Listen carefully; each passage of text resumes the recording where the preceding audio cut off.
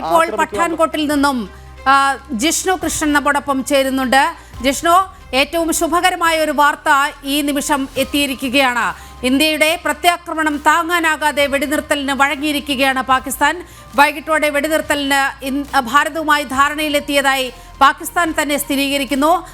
ഭാരതവും ഇക്കാര്യം വളരെ കൃത്യമായി മുന്നോട്ട് വെച്ചു. തമ്മിൽ നടന്ന ഫോൺ സംഭാഷണത്തിന്റെ അടിസ്ഥാനത്തിലാണ് ഇത്തരത്തിൽ വെടിനിർത്തൽ ഉണ്ടായിരിക്കുന്നത്. മറ്റൊരു കാര്യം, ഒരു മൂന്നാമതൊരു ശക്തിയുടെ മൂന്നാമതൊരു കക്ഷിയുടെ ഒരു തരത്തിലുള്ള ഇടപെടലും ഉണ്ടായിരിക്കില്ല. അപ്പോൾ വളരെ ശാന്തമായി 5 മണി മുതൽ വെടിനിർത്തൽ നിലവിൽ വന്നിരിക്കുകയാണ്. എങ്ങനെയാണ് പഠാൻകോട്ടിൽ നിന്നും ഈ കാര്യങ്ങളെ നമുക്ക് കാണാനാകുക?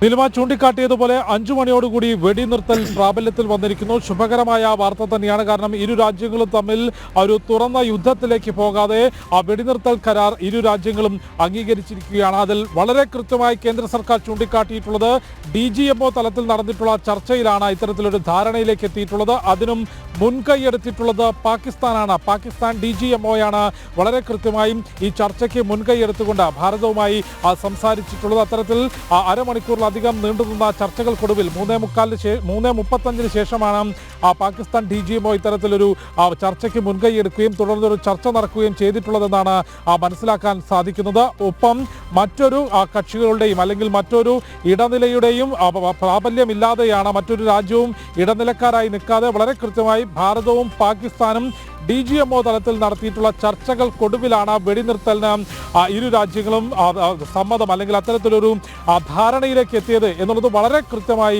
വിദേശകാര്യ സെക്രട്ടറിയും ചൂണ്ടിക്കാട്ടിയിട്ടുമുണ്ട്. അതുകൊണ്ട് തന്നെ ഒന്ന് ശുഭകരമായ വാർത്ത, തീർച്ചയായും ഒരു യുദ്ധം എന്നുള്ളത് കനത്ത നാശനഷ്ടങ്ങളും ജീവനുകളും സ്വത്തിനും കേടുപാടുകൾ സംഭവിക്കുന്നതും വലിയ രീതിയിലുള്ള രക്തച്ചൊരിച്ചിലും ഉണ്ടാക്കുന്നതാണ്. അത്തരത്തിലൊരു തുറന്ന യുദ്ധത്തിലേക്ക് പോകാതെയും കീഴടങ്ങുന്നതിന് അല്ലെങ്കിൽ വെടിനിർത്തൽ കരാറിന് വേണ്ടി ചർച്ചയ്ക്ക് മുൻകൈയെടുക്കാൻ, അതൊരു തരത്തിൽ പറഞ്ഞാൽ പാകിസ്ഥാനെ സംബന്ധിച്ച് ഭാരതത്തിന്റെ പ്രത്യാക്രമണം അത്രമേൽ പാകിസ്ഥാനെ പിടിച്ചുലച്ചിട്ടുണ്ട് എന്ന് നമുക്ക് വളരെ കൃത്യമായി മനസ്സിലാക്കിയെടുക്കാൻ സാധിക്കും. മറിച്ച് പാകിസ്ഥാൻ തൊടുക്കുന്ന ഒരു മിസൈലോ ഒരു ഡ്രോൺ പോലും ഭാരതത്തിന്റെ മണ്ണിൽ പതിച്ചുകൊണ്ട് ലക്ഷ്യസ്ഥാനം കാണാനോ സ്ഫോടനം നടത്താനോ നാശനഷ്ടം ഉണ്ടാക്കാനോ സാധിച്ചിട്ടില്ല. അതുകൊണ്ട് നീലിമ ഇപ്പോൾ ചോദിച്ച ഒരു പ്രധാനപ്പെട്ട ചോദ്യം, എന്താണ് പഠാൻകോട്ടിൽ നിന്ന് നൽകാനാവുക എന്നുള്ളതാണ്.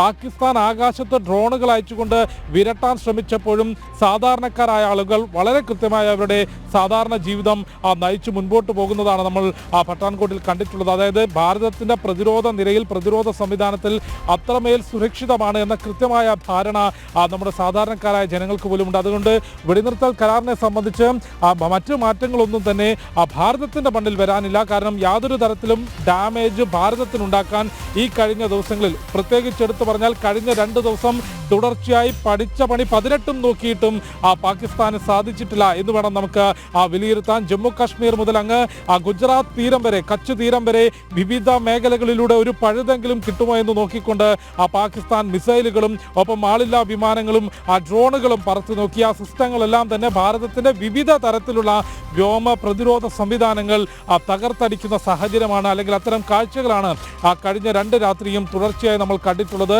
കശ്മീർ മേഖലയിൽ ലഡാക്കിൽ ലേയിലെ സൈനിക താവളം, ശ്രീനഗറിലെ സൈനിക താവളം, ജമ്മുവിലെ സൈനിക താവളം, സാംബ, അഗ്നൂർ, കൂടാതെ പഠാൻകോട്ട്, ഗുരുദാസ്പൂർ, അമൃത്സർ, താഴേക്ക് നോക്കുമ്പോൾ രാജസ്ഥാനിലെ ജയ്സാൽമീർ, ഗുജറാത്ത് തീരം, കച്ച് മേഖല തുടങ്ങി ഈ മേഖലകളിൽ, അന്താരാഷ്ട്ര അതിർത്തി പങ്കിടുന്ന മേഖലകളിൽ തുടർച്ചയായി പ്രകോപനം സൃഷ്ടിക്കാനും ആക്രമിക്കാനുമാണ് കഴിഞ്ഞ 2 രാത്രിയും പാകിസ്ഥാൻ എല്ലാ രീതിയിലുമുള്ള ശ്രമം നടത്തിയത്. പക്ഷേ അത് വളരെ ദയനീയമായി ഭാരതം പരാജയപ്പെടുത്തി. ഒരു ഡ്രോണിന് പോലും, ഒരു മിസൈലിന് പോലും ലക്ഷ്യം കാണാൻ സാധിച്ചിട്ടില്ല എന്നുള്ളത് വലിയ വസ്തുതയാണ്. പകരം പാകിസ്ഥാൻ കുറേയേറെ നുണക്കഥകൾ പാകിസ്ഥാൻ മാധ്യമങ്ങളും പാകിസ്ഥാൻ ഔദ്യോഗിക കേന്ദ്രവും ഭാരതത്തെ ആക്രമിച്ചു എന്നുള്ള രീതിയിൽ നടത്താൻ ശ്രമിച്ചു. പക്ഷെ അതെല്ലാം തെളിവുകൾ സഹിതം വാർത്താ സമ്മേളനങ്ങളിലൂടെ ഔദ്യോഗികമായി ഭാരതം പൊളിച്ചെഴുതുകയും ചെയ്തിട്ടുണ്ട്. പ്രതിരോധവും വിദേശകാര്യ മന്ത്രാലയത്തിൻ്റെ സംയുക്തമായ വാർത്താ സമ്മേളനം കഴിഞ്ഞ ഇന്നുൾപ്പെടെ 3 ദിവസങ്ങളിൽ നടന്നിട്ടുള്ള വാർത്താ സമ്മേളനത്തിൽ പാകിസ്ഥാൻ എന്ത് തരത്തിലുള്ള പ്രകോപനങ്ങളാണ് നടത്തിയത്, അതിന് ഭാരതം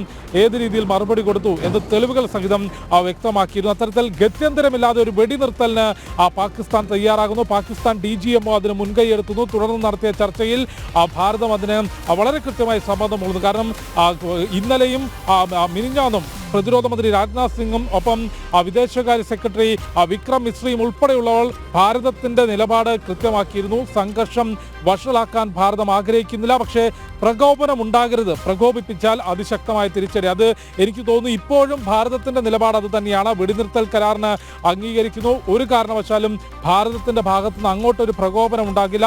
ഒരു വെടിയോ അല്ലെങ്കിൽ അത്തരത്തിൽ മിസൈൽ ആക്രമണമോ ഡ്രോൺ ആക്രമണമോ കര വ്യോമ സമുദ്ര അതിർത്തിയിലോ ഭാരതത്തിന്റെ ഒരു ചെറിയ മുട്ടുസൂചി പ്രകോപനം പോലും ഇനി ഉണ്ടാകില്ല. പക്ഷേ പാകിസ്ഥാന്റെ ഭാഗത്തുനിന്ന് ഈ വെടിനിർത്തൽ കരാറിന് അപ്പുറത്തേക്ക് എന്തെങ്കിലും പ്രകോപനം ഉണ്ടായാൽ ശക്തമായ തിരിച്ചടി ഉണ്ടാകും എന്നുള്ളത് തന്നെയാണ് ഭാരതത്തിന്റെ ഇപ്പോഴത്തെയും എപ്പോഴത്തെയും നയം എന്നുള്ളത് തന്നെയാണ് നമുക്ക് മനസ്സിലാക്കാൻ സാധിക്കുന്നത്. ഏതായാലും ഈ നിമിഷത്തിൽ ഏറെ ശുഭകരമായ വാർത്ത തന്നെയാണ് വന്നിട്ടുള്ളത്. ഒരു വലിയ നാശനഷ്ടങ്ങൾ ഉണ്ടാകാവുന്ന തുറന്ന യുദ്ധത്തിലേക്ക് പോകാതെ ഇതുവരെ ഭാരതം നടത്തിയിട്ടുള്ള പ്രത്യാക്രമണങ്ങളിൽ അതിനപ്പുറത്തേക്കൊന്നും നിലവിലെ സാഹചര്യത്തിൽ ചെയ്യാൻ സാധിക്കില്ല എന്ന ധാരണയിലാണ് ഇത്തരത്തിൽ വെടിനിർത്തൽ കരാറിന് വേണ്ടി പാകിസ്ഥാൻ തന്നെ മുൻകൈയെടുത്തിട്ടുള്ളത്. ഇരു രാജ്യങ്ങളും തമ്മിൽ നടത്തിയിട്ടുള്ള ചർച്ചയിലാണ്, പാകിസ്ഥാന്റെയും നമ്മുടെ ഭാരതത്തിന്റെയും DGMO തലത്തിൽ നടത്തിയിട്ടുള്ള ചർച്ചയിലാണ് വെടിനിർത്തലിന് ഇപ്പോൾ ധാരണയായിട്ടുള്ളത്. അത് ഔദ്യോഗികമായി കേന്ദ്ര സർക്കാർ അറിയിച്ചിട്ടുണ്ട്, പാകിസ്ഥാനും ഇക്കാര്യം ഔദ്യോഗികമായി അറിയിച്ചിട്ടുണ്ട്. മൂന്നാമതൊരു രാജ്യത്തിൻ്റെയോ മൂന്നാമതൊരു ശക്തിയുടെയോ ഇടനിലയില്ലാതെ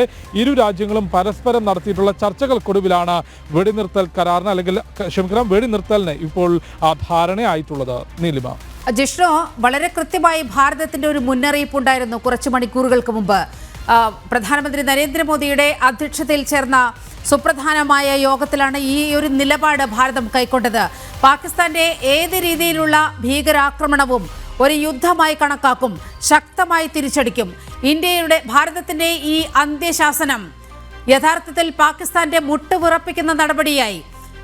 മുഖം രക്ഷിക്കാൻ നമ്മുടെ അതിർത്തികളിലേക്ക് ഈ ഡ്രോണുകൾ തൊടുത്തുവിട്ടും കയ്യിലുള്ള മിസൈലുകളൊക്കെ ഉപയോഗിച്ചുകൊണ്ടും നമ്മളെ ഒന്ന് പേടിപ്പിക്കാൻ നോക്കി, നമ്മുടെ ജനവാസ മേഖലകളിലേക്ക് വലിയ നാശനഷ്ടമൊക്കെ വരുത്താൻ നോക്കി. പക്ഷേ ഭാരതത്തിൻ്റെ ചൂടെന്താണെന്ന് വളരെ കൃത്യമായി പാകിസ്ഥാൻ തിരിച്ചറിഞ്ഞ മണിക്കൂറുകളാണ് കടന്നുപോയത്. അതുകൊണ്ട് തന്നെ കീഴടങ്ങാതെ മറ്റു മാർഗം പാകിസ്ഥാന്റെ മുന്നിൽ ഉണ്ടായില്ല. അതാണ് യഥാർത്ഥത്തിൽ ഈ വെടിനിർത്തലിന് പിന്നിൽ ഉണ്ടായിരിക്കുന്ന ഘടകം. അങ്ങനെയല്ലേ വിലയിരുത്തേണ്ടത്?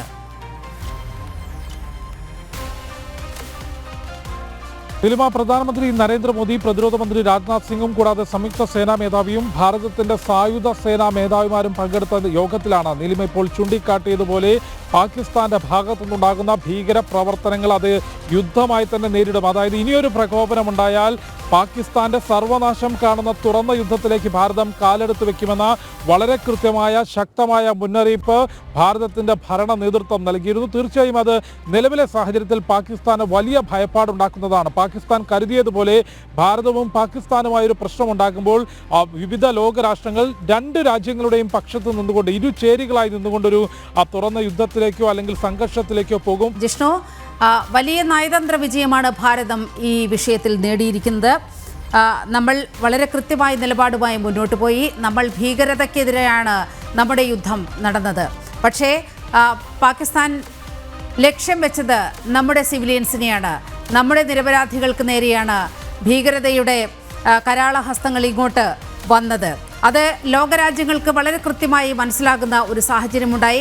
ഒപ്പം തന്നെ നമ്മുടെ സൈനിക ശേഷി, നമ്മുടെ കരുത്ത് എന്താണെന്ന് ലോകത്തെ ബോധ്യപ്പെടുത്താനും കഴിയുന്ന അഭിമാനാർഹമായ നിമിഷങ്ങളിലൂടെ നമ്മൾ പോയിക്കൊണ്ടിരിക്കുകയാണ്. യഥാർത്ഥത്തിൽ വെടിനിർത്താൻ ഇന്ത്യയെ വിളിച്ചത് പാകിസ്ഥാനാണ്. ഒരു തരത്തിലും നിൽക്കക്കള്ളിയില്ലാതായപ്പോൾ പാകിസ്ഥാൻ്റെ DGMO 3:35 നമ്മുടെ DGMOയെ വിളിക്കുകയാണ്. അങ്ങനെയാണ് വെടിനിർത്തൽ നിലവിൽ വന്നിരിക്കുകയാണ്. വിവരങ്ങൾ തലത്തിലും സൈനിക തലത്തിലുമുള്ള വലിയ വിജയമായി നമുക്ക് ഈ സംഘർഷം ഒഴിവാക്കിയതിനെ അല്ലെങ്കിൽ സംഘർഷത്തിനൊടുവിൽ വെടിനിർത്തൽ ധാരണയിലേക്ക് എത്തിയതിനെ നോക്കിക്കാണാൻ സാധിക്കും.